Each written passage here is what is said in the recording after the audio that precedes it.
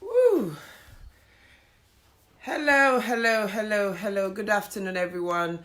Happy, blessed Sunday to you all. Hello, Mela. Hello, Zaza, Lulu. Hello, Golfer. Hello, the Vamp. Hello. Hello, Innocent Flavor. Matinee. Whoa. Let's wait till it goes 100 and I can start. Hello. It's gonna be a short live, but let's get to 100 viewers. Wow. Hello, Lance. Hello. Hope everybody is having a chillaxing Sunday. And if you're not, and if you're in need of help, please don't suffer in silence. Please give us a shout, which is what we're going to talk about more. Hello, Missy J. How are you?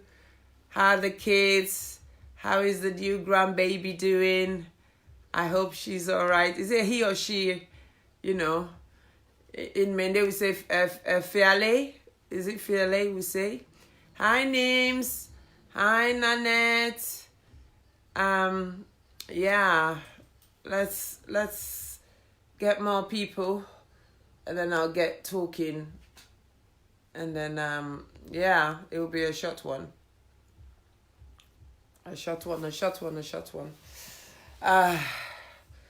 So today it's Sunday, the 29th of March, and 2020. My name is Isatta Sisay-Jalloh of the Health Show, and I am leading the Sierra Leone UK COVID-19 Rapid Response Team in partnership with Diaspora Voices, Sierra Gem Media, and any and every Sierra Leonean within the UK diaspora who has contributed in one way or another. I just want to say hello to you all once more, and to say happy Sunday, and to give you an update on what we're doing so far. So Sierra Leone COVID-19 Rapid Response Team started about a couple of weeks ago, as soon as we heard the Prime Minister's intention to encourage the elderly or people within the vulnerable cohort to self-isolate for a minimum of at least 14 days, and for some 12 weeks. So we thought, what is this going to mean for our people? What is this going to mean for our elderly, especially our elderly who are elderly and frail and a lot of them live alone, and a lot of them, their only social interaction is either going to the mosque every Friday and the weekends, or either going to the church every Sunday and the weekend, and also hanging around either in Dalston Market or East Street Market or Peckham Shumot Road, and so on and so forth. So what is it going to mean for these people? What is it going to mean for all our elderly people who came here when they'd already reached pension age, which means they didn't really contribute to national insurance contributions in this country. So as much as they're receiving pension, they're only receiving pension credit, which is not a large amount. It's a small sum of money that they get weekly, and they're expected to manage on that. What is self-isolation going to mean for these people who are now in lockdown, no social interaction, no friends to talk to, no religious platform to connect themselves to, and so on and so forth, no face-to-face? What is it going to mean for our elderly people who, I would say 60% of them are illiterate? They cannot read and write. And even at normal times, when they do receive letters through the post, they would take it to either the people at the mosque, or people at the church, or one of the street markets that they've built a relationship with. Like, we know we've got lots of Sierra Leonean shops on East Street, we've got few in Dalston, and we've got quite a lot in Peckham. So a lot of these elderly people, I do, when I'm going about my own normal shopping on Saturdays, you can see them hanging around there. That is when they then take these information of theirs and give it to someone who is able to read and write and explain it to them. So what does this 12 weeks lockdown really and truly mean for some of our elderly who don't have anyone, who don't have any network of friends except for themselves to connect to at such a difficult time? What does it mean for our young people also who are vulnerable? Vulnerable young people as in our sisters and brothers who are probably undergoing life-threatening illnesses such as cancer, and they're receiving treatment, and it means they're immunosuppressed, and it means they're probably being told as well, not probably, they've also been told to self-isolate. What does it mean for them? What does it mean for them in a community where people are scared to share their problems or their concerns or their demise because they feel other people are going to take it and glorify it and laugh about it and make fun about it? What does it mean to all of these people? It means they will be at home on their own. The mental impact it will have on them is beyond beggars' belief. The physical impact it will have on them is beyond beggars' belief, and so on and so forth. So that is why myself and others such as DJ Litu, T-Boy, we decided, how about bringing together a rapid response team at times like this? You know, because we have a community where we do socialize a lot, we have fun, where if it's not a lunch on sale, it is a school dinner and dance, it is a charity fundraising, it is a night out in the nightclub, and so on and so forth. People celebrating birthdays, people celebrating weddings and christenings, and you name it, and so on and so forth. But what do we do? How do we support our community at times like this?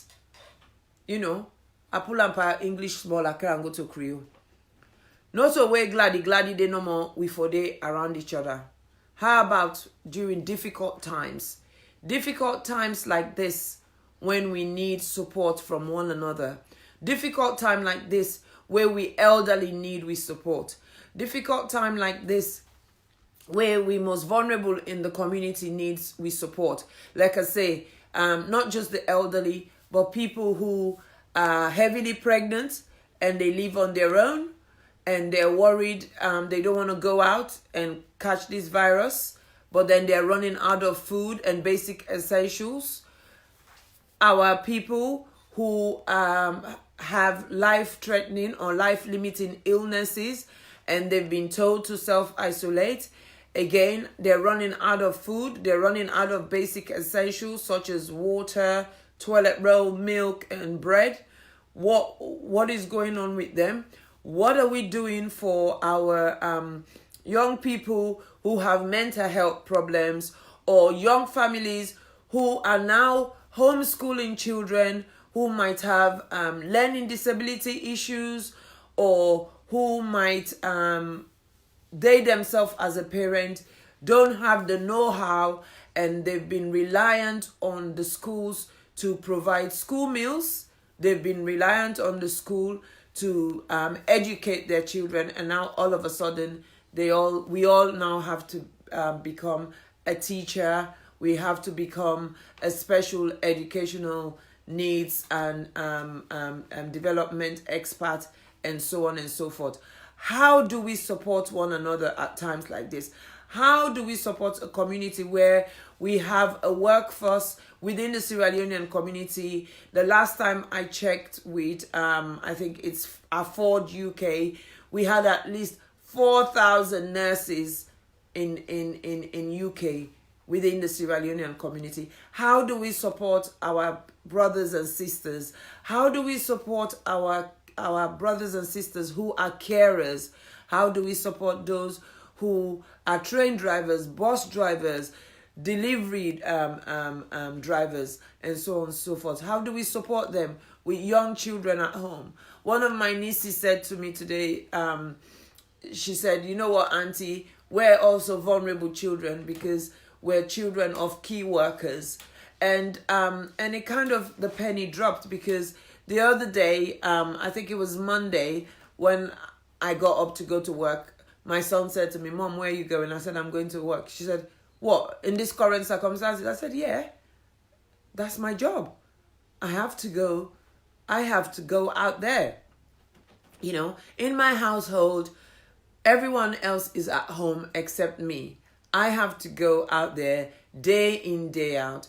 I have to expose and put my family at risk by being out there because I have a duty of care. So what do we do in our community? So for us who are keen or interested or think we need to do something, we came together and we've put together the Sierra Leone COVID-19 Rapid Response Team, which basically is looking out to support people within these vulnerable cohorts with some of the criteria that I've highlighted. And so far, it's been very successful, it's been very useful, and it's been very well received, and people are very thankful. So on Thursday, we delivered about, I think, 10 hot meals and basic essentials, and including water, to people of all walks of life and people in all age group. I would say 35 and above. We did that delivery, and we did it across London. So we're not just based in one part of London. Yes, I live in Southeast London, and a lot of us at the moment who are volunteering to help live within the Southeast London or around the Southeast London. But we are going everywhere and anywhere. As long as you're within the M25, we will go to you. We will take basic essentials, which is basically your basic shoppings like bread, milk, toilet roll, some snacks for the kids like biscuits, a bit of sweet, and tuna, sardines, sweet corn, anything, any tin food or non-perishable food that we can get hold of, as well as fresh food like I said, bread and milk and yogurts and so on.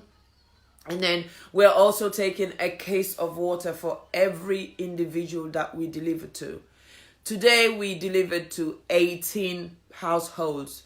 18 households benefited from hot meal, and that hot meal today they had pepper soup, specially made ginger pepper soup, and also jollof rice, and chicken and sautéed vegetables, and granite stew as well, peanut butter stew, that was also donated. So those were the hot meals people received today. And then out of those 18 households, 11 households also received basic essentials such as Quaker oats, tuna, sardine, plum tomato, butter, milk, bread, cheese, you name it, all sorts people received today, including everybody received a pack of water or a 1.5 or 2.5 liter bottle of water. And you know, the thank you, because a lot of these people, it was a surprise because people are being referred by word of mouth and so on and so forth. So a lot of these people, when they got that knock on their door today, they were like, who the hell is this? Why are you coming to my door? And so on and so forth. So then we'll ring them and say, look, we're so and so, we've just come to deliver some basic essentials for you, including a hot meal for today. So they were very pleased. They were taken by surprise, and they were very grateful, and they were thankful, and they're praying for each and every one of us. They're praying for everyone who has contributed in one way or another.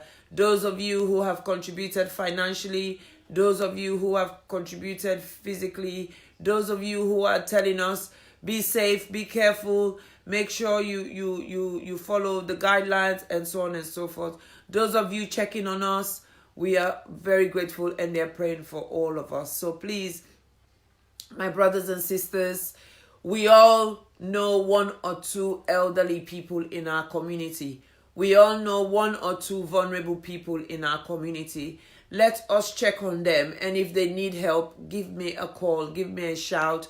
You can reach me on 077 270 20301, or you can inbox me on Messenger, and then I'll respond to you as soon as possible.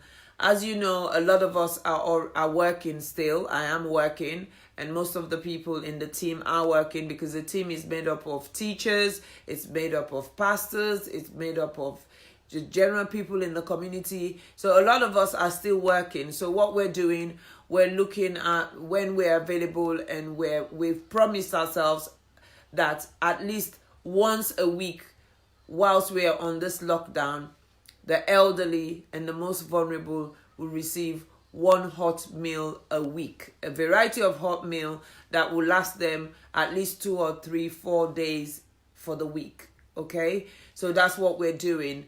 And then, of course, these basic essentials that they can have, such as bread, milk, and so on and so forth. And then they have our contact number if they need more, and so on and so forth. And also, the other thing we're doing is picking up medications from pharmacy and delivering it to people, trying to navigate and request their prescriptions for them, and so on and so forth. So please, please, please, we do rely on you to do referrals to us, and then we can take it from there, and then support our people in the community. If you want to donate financially, please let me know. Inbox me. I'll send you my bank details. I'll send you the bank details where you can donate. Any little amount is appreciated. Again, if you can't donate cash, and you've got 1 or 2 cases of water, or you've got tin food that you can spare, please just give me a call, and I would oblige to come and collect, or one of the volunteers will come and collect, depending on where you live. Of course, we're not going to come and collect 1 tin of tuna. Please don't call us for something like that. However, if you've got quite a number of items that when you go shopping, you're able to grab them, then please give us a call. We can come and collect. So far, somebody has already volunteered to cook jollof rice this Saturday coming, which is our next drop off.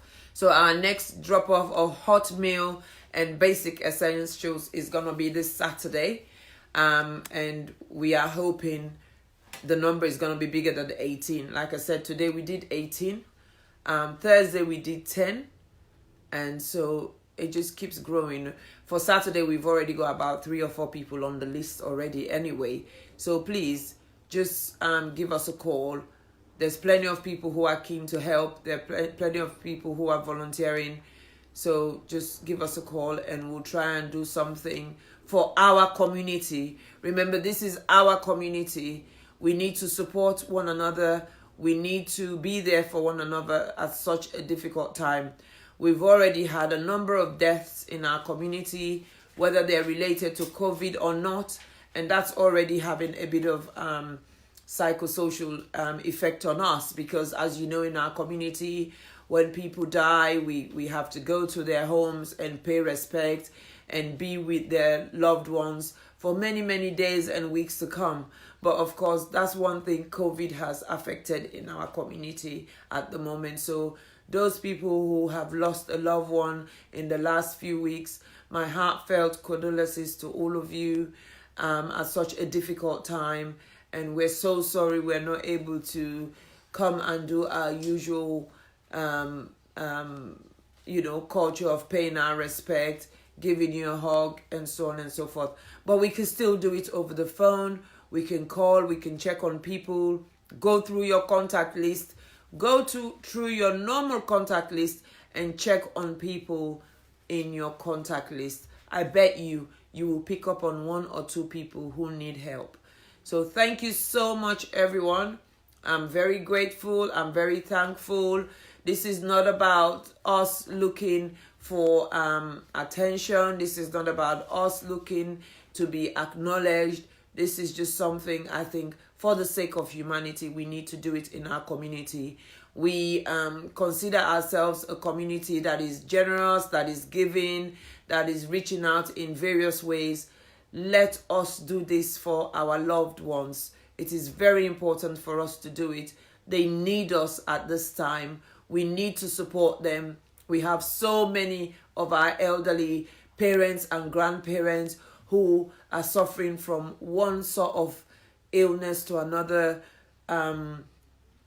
Thursday, I had to quickly go and drop food off for a grandmother who is diabetic, and she'd run out of food, and she's scared. She said, I received a letter saying I should not go out for 12 weeks, but I don't have food, and I want food, and I just saw your flyer on the WhatsApp group, and she was so grateful. She was so thankful. She nearly cried, and she nearly got me into tears. How grateful and thankful she was, and appreciative. And so we can goodness can come out of this.